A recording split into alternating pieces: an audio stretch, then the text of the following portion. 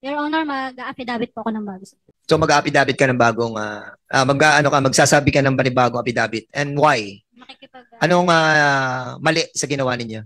sir, dun sa lapses, sir, namin. So in other words, yung bigay mo ng pera at yung nakuha mong basura, hindi totoo 'yon. Kumbaga pagdalbas mo, nabaril mo na agad yung tao. So hindi totoo 'yon. And even yung by baril si Brian, hindi totoo. Wala yung 38 di ba? Okay, yes. Sino nagay ng baril doon sa bridge kasama yung Shabu? Ikaw o si Michi? Si Michi. Sergeant, Mangararig, you have the floor.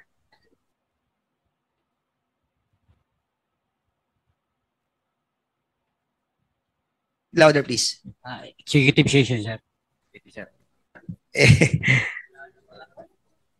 Kasi nga yung ano na kasi inabot na tayo ng almost 1 hour and we have still one more issue to tackle and we are only allowed to stay here until 3:30.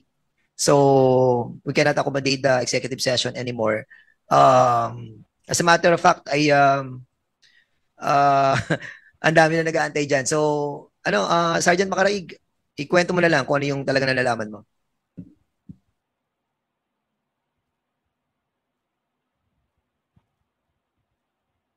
Sa executive session na po sana po, Your Honor.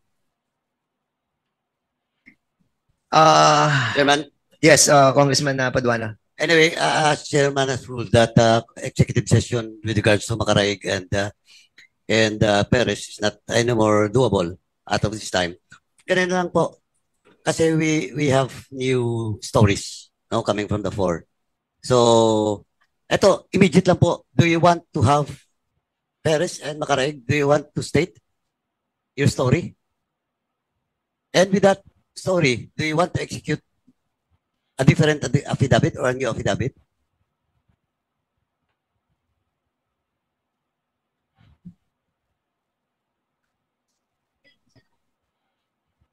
Speak louder, Sergeant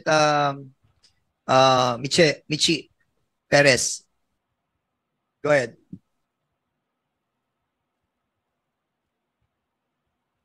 Your Honor, mag-affidavit po ako ng bago. So mag-affidavit ka ng bagong magsasabi ka ng panibagong affidavit. And why? Makikipag, Anong mali sa ginawa ninyo? Anong mali sa ginawa ninyo, Michi? sir, dun sa lapses, sir, namin. Sa Ano yung mga lapses? Sa statement, pre-ops, coordination, sir. So in other words, yung bigay mo ng pera at yung nakuha mong basura, hindi totoo 'yon. Kumbaga pagdalbas mo, nabaril mo na agad yung tao. Sir, pwedeng sa affidavit ko na lang, sir. Hindi, tinatanong lang naman kita. Yes or no 'yon? Kasi you're trying to get our concurrence doon sa affidavit na babaguhin mo So basically, you have to answer us back. Is it part nung tinatanong namin that hindi nangyari yung pagbili mo ng droga? Yes or no lang yun. Yes, sir. So hindi totoo yun. Yes. And even yung by baril si Brian, hindi totoo. Wala yung 38 di ba? Yes, sir. Okay, yes. And even the car. Oo. So even the car, yung meron talagang red na car. Meron po, sir. Maroon, di ba? Meron na rin. Okay. So in other words, okay. Executive session pa rin ang hinihingi mo, Sergeant Makaraig. Are you going to stick with the executive session or are you going to tell us something? Affidavit na lang po, Your Honor. Affidavit na lang. And why, if I may ask? Meron ba diyang ibang masasabi ka na madadamay ng mga mas mataas sa'yo? Meron bang ganun? Wala naman po siguro, Your Honor. O wala? Siguro? Ha? Wala naman po, Your Honor. Hindi ka sigurado? Sergeant Makaraig? Yes, sir. So meron din pulang sasakyan? Yes, sir. At walang nangyaring buy bust? Yes or no? walang nangyaring buy bust. So, sino naglagay ng baril doon? Yung walang hammer? Sir. Sino naglagay ng baril na walang hammer?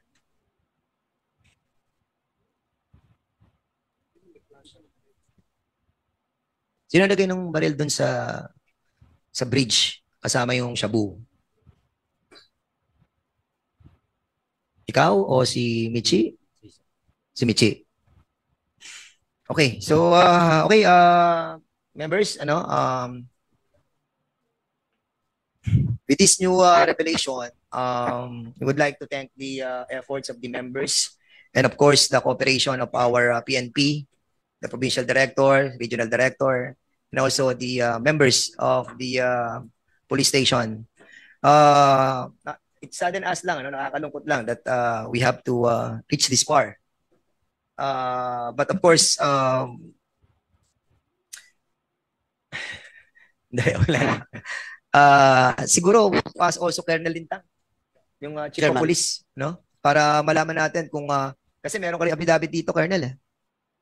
Di ba? Yes, Your Honor. So, what do you plan to do? Are you going to stick with your affidavit? Your Honor, ang basis lang na po ng affidavit ko, Your Honor, yung reports nila na dumating sa akin. Kasi wala naman po ako sa mismong actual na operation. But you have the command responsibility. Yes, Your Honor. Yes, di ba? You have you relied on the veracity of the report of your people. Yes, Your Honor. Sige, go ahead, Congressman Tebes. Tanong ko lang kay Makaraig sa kay Perez. Mag-i-secret kayo ngayon ng bagong affidavit, di ba tama? Kilig ka, Makaraig. Di ba sabi nyo mag-i-secret kayo ng bagong affidavit? Yes, sir. Dahil meron kayong ginawa ng una. At narinig ko rin sa sinabi ni Colonel na yung bagong affidavit ninyo na-execute, yun na naman ang susundan ng bago niyang affidavit na gagawin. Ang tanong, tulad ng sinasabi ko kanina, tinatanong ko kanina din masagot. From the beginning, Mr. Chair, yung mga ginawa nilang affidavit ay puro kasinunggalingan. Dahil mag-isukit sila ng panibagong affidavit. Ibig sabihin, meron sa kanilang direktor na nagsabi na yung affidavit na ginawa natin nung una ay ito ang gagawin nyo.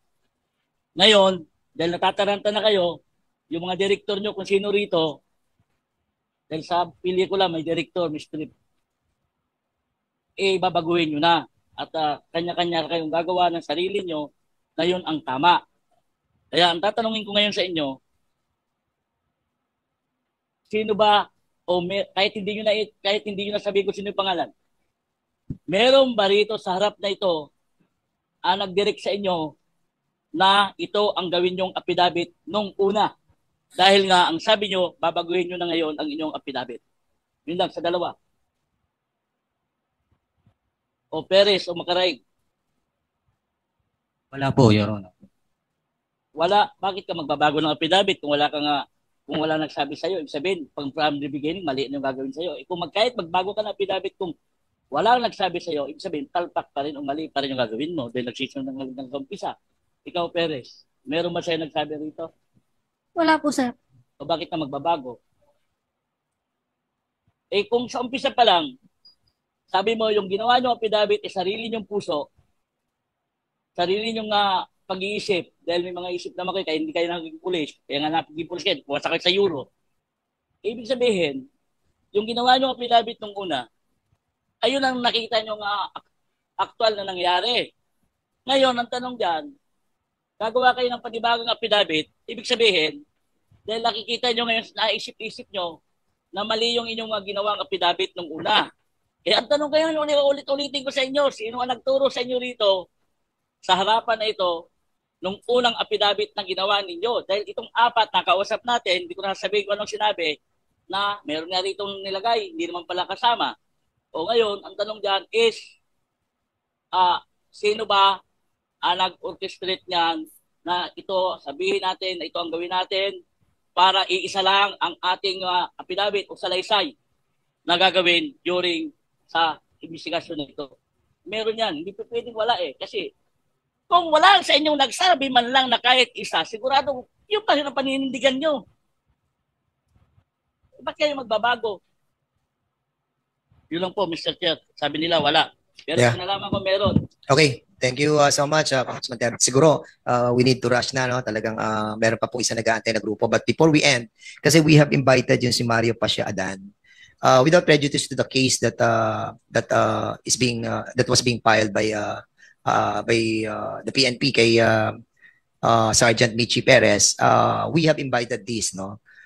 Para mabigyan sila ng pagkakataon because they have watched our committee hearing and allegedly, according to them, they were also victim of Sergeant Michi Perez. I want to give them a chance.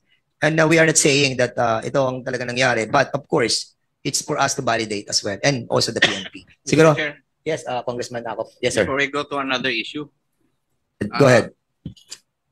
Colonel Fronda, ito bang complaint affidavit na sinabit mo rito? Ito yung affidavit complaint ninyo sa administrative at criminal case?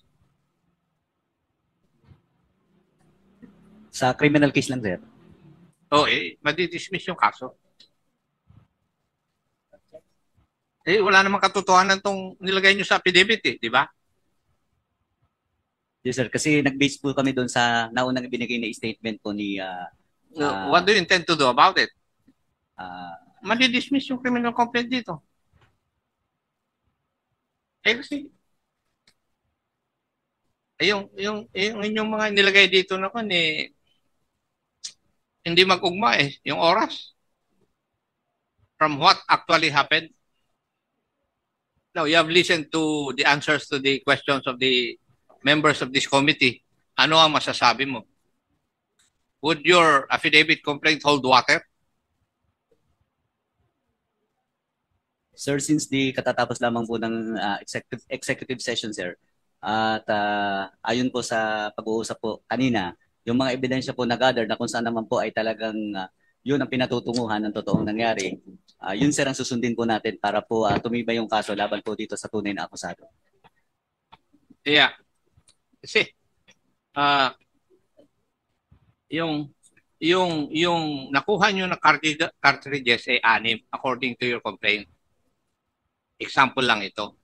6, pero 3 putok lang yung nangyari. Saan nanggaling yung 3 cartridges? Sir, if I may, sir, pwede pong sumagot, sir, nito yung mismo pong nag-conduct, sir, ng investigation which is personnel po ng San Juan MPS. Doon po sa area mismo. Ikaw ang pumirma dito sa affidavit iho Kasama nga, binabasa ko nga kaya nga sabi ko, paano itong Yes, sir. data nilagay mo rito? Based yan, sir, Binirmahan mo ito, based yan, sir, doon sa statement, sir, na nauna na ikaw ang sinabit po. nag-imbestiga. Dapat alam mo kung ano ang mga basis dito Ikaw naman iho. Ah, Ikaw ang investigador. Pipirma-pirma ka ng hindi mo alam. Baka pipirma ka ng death sentence mo. Kita. Magmula pa ng first hearing, 3 putok lang yon. And now you have 6 cartridges. Why? Mr. Chair, kasi ito... Sir, Thank you, Mr. Chair. I just wanted to point out na siguro maski itong affidavit complaint, ibaguhin na nila. Hindi, yun din na sinabi ko kanina Kaya that's the reason why I questioned you di ba?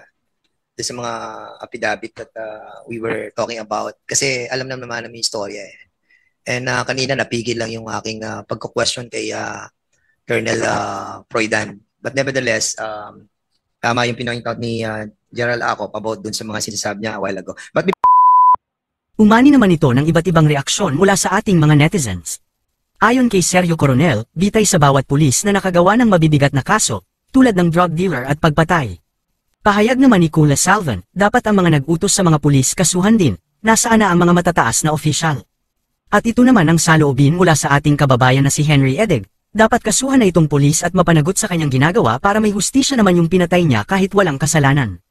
Mga kababayan, feel free to comment below para maglabas ng saloobin sa balitang ito.